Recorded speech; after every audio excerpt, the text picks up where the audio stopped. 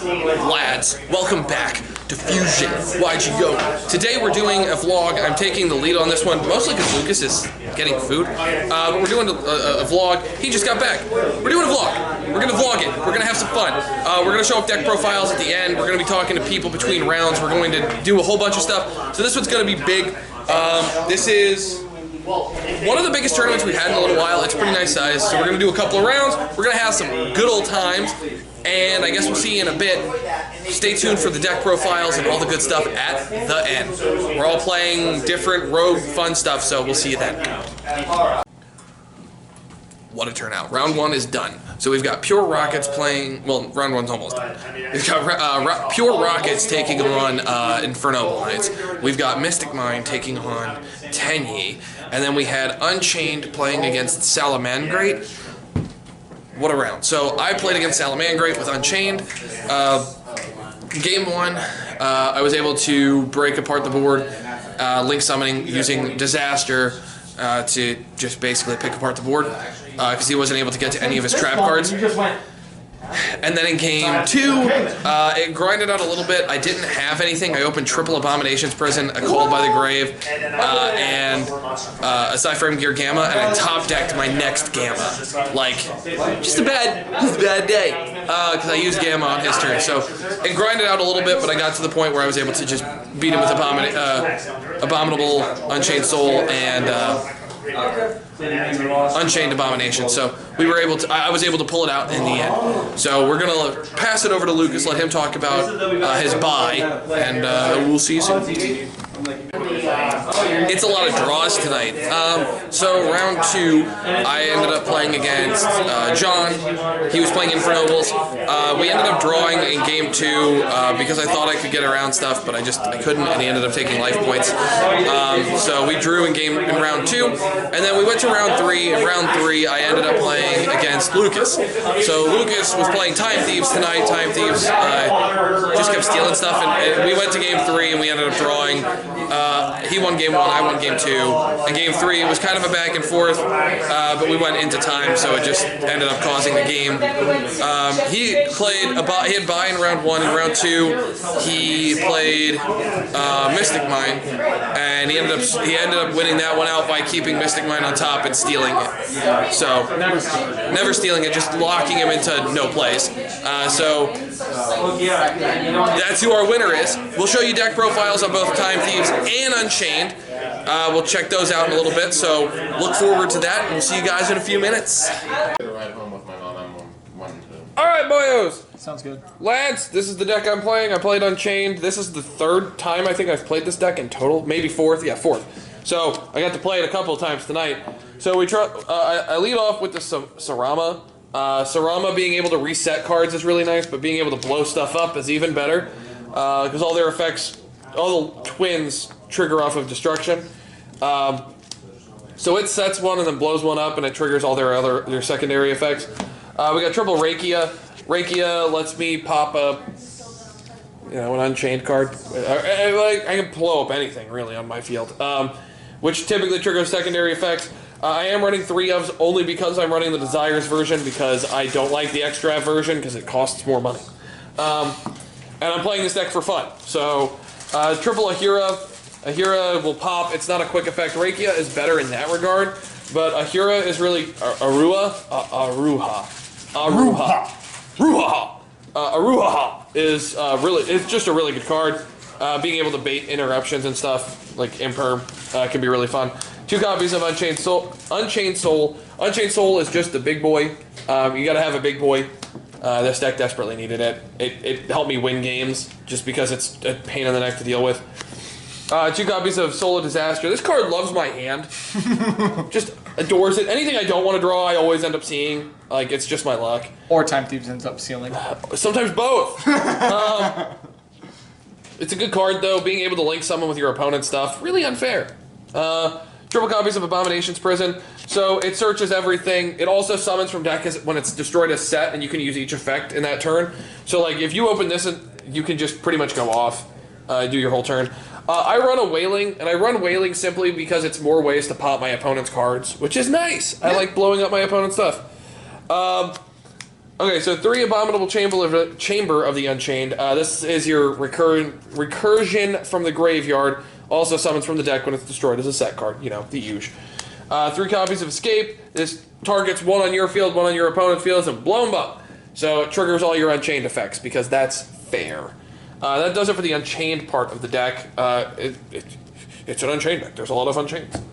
Okay, next up is hand traps. I run weird ratios because I don't like 3. I feel like I always see them at 3, and that's all I ever see. So I'm running 2 Ash, I'm running 2 Bell. They're mixed rarities. It bothers me. It bothers me a lot. I'm also running a Gamma package. Now this one I run at 3 because I would like to see it, and then a driver, obviously. And then the final hand trap, I'm actually running triple Imperm. I just hate monsters. I hate their effects. I hate everything about them, so I'm going to murder them. You do. I'm playing Unchained so I can kill them. Next up for the continuing on the staples is Triple Pot of Desires. It's Desires. It's the better, any draw power. 1 Called by the Grave. Called by the Grave. And then wrapping it up is Triple Torrential and 2 Heavy Storm Duster. You just got to be able to deal with back row. Came up, I actually used this preemptively. You can actually use this on your own back row, and that can help you in awkward game states for sure. I pointed that out to Paleo from Josh. Yeah, it's a good card. Next up, I am running, because I'm still figuring out the side deck. Like I said, I'm really new to this deck. I have no idea what I'm doing, to be 100% honest with you guys. So we have 3 copies of Unchained Soul of Rage. Being able to link someone on your opponent's turn with your opponent's stuff. Really fun. Really fair. Next up is going to be 3 Anguish. Anguish lets you link someone with your opponent's cards on your turn. Also really nice. And he's thick. Ain't puppy. 3 copies of Unchained Abomination. This card's crazy. Do you need it? No. Will you ever summon it? Yes. The card's awesome. Every time you can summon it. This card's really good. Then continuing on to the random generic link support. We have 1 copy of the IP Masquerena, being able to link someone on your opponent's turn. This actually pairs really well with something else. 1 Nightmare Phoenix and 1 Nightmare Unicorn. Spinning cards, popping cards, all that good stuff. Zeraboros, because of what I play in the side deck, card comes up. Bomber Dragon, because it blows up cards, and that's fair. And then 1 copy of Underworld Goddess of the Cursed World. Closed World, sorry. This card, being able to link someone with your opponent's stuff is just super funny. Being able to rip away like one of their link 2s, that's crucial. You can just link it away with 4 of your cards, and then you just kind of, or 3 of your cards, and you just go off, like, turns off their effects. That does it for the extra deck. And now it's going to be the side deck. So for the side deck, I am running 3 copies of Dimension Shifter. This card actually came up today, and it stole me games. 2 copies of Nibiru. This card's just good against a lot of rogue decks. 2 copies of Drill and Lickbird, because it's really good against a lot of matchups. 3 copies of Dark Ruler No More. Again, I hate monster effects. 3 copies of Dimensional Barrier. Stopping my opponent from playing the game is always nice. And 2 copies of Dynamiscus, because I have no idea what to put as the final card. So that's the deck list. I hope you guys enjoyed. Let me know what you think in the comment section below. I'm open to suggestions on this deck. I'm just not trying to spend a ton of money because this is not the deck I plan on playing for the foreseeable future. It's just a deck I kind of was like, I have it. I'm going to just play it and have some fun. You know, shake it up a little bit. But now we're going to dive into Lucas's first place Time Thief undefeated deck profile. Go ahead. Hey guys, what's going on? Lucas here. Yeah, Time Thieves.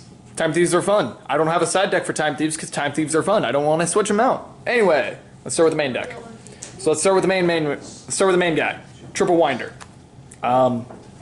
Search a Time Thief. Summon by detaching. Everything Time Thieves want to do. Next best one in my opinion, Regulator. I want to go first. If I see Regulator, I'm happy. I get 2 Time Thieves.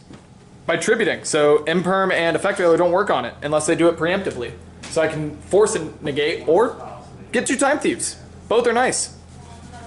Next, Triple Bezel Ship. With Regulator, I summon Winder and Bezel Ship. That way, when I detach Bezel Ship, I can use its effect to detach to summon itself and then continue my Xyz plays. Next, Single Chronocoder. It's there because if my opponent does something to try to get rid of Redoer and I have him in the graveyard by some effect, then he special summons himself. Level 4, Xyz plays, everything Time Thieves wants. Alright, so those are the Time Thief monsters. Next, Triple Retrograde. I search it a lot off of Redoer and just don't let my opponents use their spell cards. And don't let them go to the graveyard so they can't activate graveyard effects. If you haven't seen Retrograde, it's really nice. Next, Double Flyback. I only play 2 because it's a hard once on both of its effects, but attach a Time Thief card from deck to a Time Thief Xyz monster when it's activated on field. Banish it from my graveyard, attach one of my opponent's cards in their graveyard. I've done it so many times just to fizzle other effects at targeting graveyards, so I mean, it's always nice. And if they ever come with the rule change to where effects that activate from tributing won't activate if they're not in the graveyard right after it, like with Ben 10, what they talk about with DD Crow, technically Flyback would also work for that. So that's nice. Triple Startup. I want to see Startup. I want to see Startup and a Time Thief card. If I see Startup and a Time Thief card, I am very happy. Also, second effect, really nice. Attach one of each to one of my Time Thief monsters. A monster, spell, and trap, if you didn't know. Yeah, that gives Redoer everything. Redoer is really good. One hack. I like hack. It can make my things bigger and let me punch for game or punch over their things. I don't really use it for its first effect of protecting an Xyz monster because it's not a good protection. Can't be targeted or destroyed. Only on the turn they're special summoned, and Redoer doesn't special summon himself back with his effect. He does a wind up rabbit effect. Alright, so that's all of my Time Thief cards in there. Good amount of Time Thieves. It's a Time Thief deck, although it is just a level 4 deck. Foolish Burial Goods. I want to put Startup in my graveyard. If Startup's in my graveyard, I'm a happy boy. Because you can start up. Yeah. I get to then use it to just continue my plays with my Xyz monsters. Spiral Super Agent and Rhoda. Free level 4, find my free level 4. That's about it. Double Strangolanius. Every card in my deck, except for that exact warrior monster, is dark. Strangolanius will special summon himself, all the time. Instant Fusion.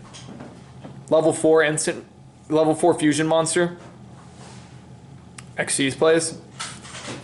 Alright, that's just the generic level 4 stuff.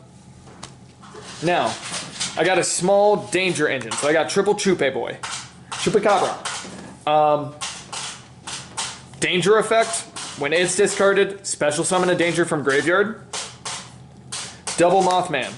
I like being able to discard, but Mothman at 3, sometimes I don't like his effect because then whatever I draw, I discard if I don't have a card in hand.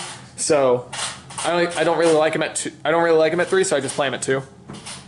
Single Nessie. Isn't Nessie limited? That is why Nessie's at 1.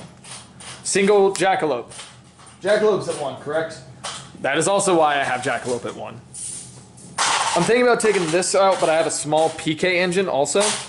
I don't really like Ancient Cloak that much. He's not helped me, but Shade Brigandine, as long as I don't have a trap card, level 4 trap card that just helps Redoer, it's nice. Now for the spicy. So I play, well before the spicy, let's say this. So Triple Allure, I got a lot of dark monsters. I like drawing. That's all I got to say about that. And then Spicy of Double Xyz Import. It has won me games because they want to do stuff. I attach their monster. They don't even get its graveyard effect. It really annoys certain people. Fuck you, Lucas. Alright, that's the main deck. As I said, so it's about half Time Thieves, half generic good level 4 and Xyz support. Now, I'll be honest with my extra deck. I play 5 of it. That's about it, and that's because I don't have the other ones that I want. So I've got 1 secret Redoer, and I got 2 regular Redoers. I like the secret one. I also really like the regular ones, but the secret one's my boy. Single Perpetua. I want 2 more. I just haven't bought 2 more. I'm lazy, I'll be honest. And then Mud Dragon of the Swamp. Level 4 fusion for instant fusion to let me continue my plays and protect my dark monsters. So that's nice. The rest of my extra deck is just generic good stuff. gold Apollosa, gold Borosword, gold Phantom Knights of Rusty Bardiche, pop things, big boy, negates. If they give me tokens, then I like having Space Insulator if it's not level 1, Link Spider for any token, and Link Karibo if it is a level 1. It's just nice to have outs. And then Codebreaker Engine, just to get big boys on field, and a Draco Masters of the Tenyu. It's won a lot of games, it's lost a lot of games, but it's my favorite. It's my favorite just have fun deck of just some good old Time Thief cards. So I'm gonna be honest, I cannot wait for the Ghost from the Past. for Ghost from the Past to release Double Barrel and what's her name?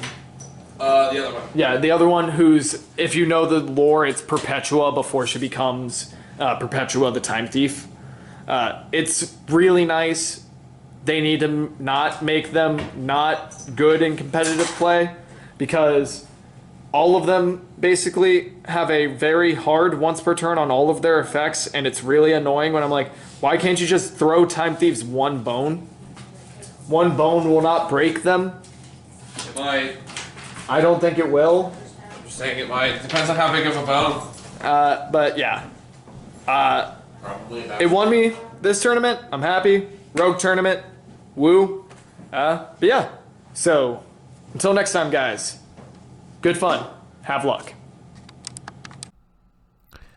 Thank you so much for watching the video. If you did enjoy, don't forget to like, comment, and subscribe. And until next time, lads, good fun. Have luck.